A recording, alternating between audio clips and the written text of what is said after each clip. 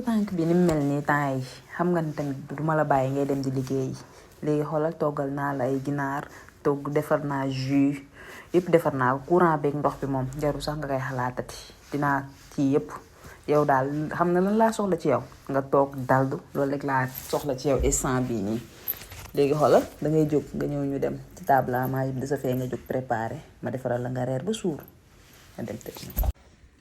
Aya.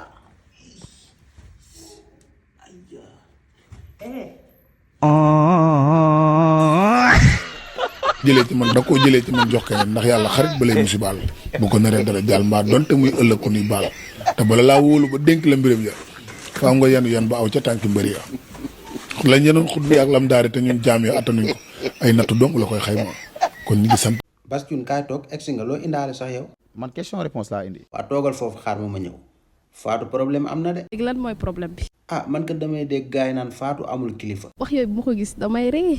lan moo tax nga wax loolu. parce que sama yaay daa nekk nit koo xam ne daa xam li mu jur. mooy yow da ngaa mës a gis fii ku yaayam xamul lim jur yow kay waxal am nga kilifa wala amoo kilifa rek. maa gën a am kilifa kuy am kilifa. léegi yow wax ju bari ji nekk ci internet bi noo ko gisee. te waxi mënulu ma dara. gis naa si koo xam ne li moom daa wax ba wàcc. kon xam nga kooku xolam toj na. waxuma la ak toj kay mais tas na ana Bass kaay fi yow suñu waxee ngay yor sa loos boobu. maanaam man nitu kersa laa. yow est ce que nopp nga Fatou Ndiaye bu baax. bu baax a baax a baax a baax a baax a baax.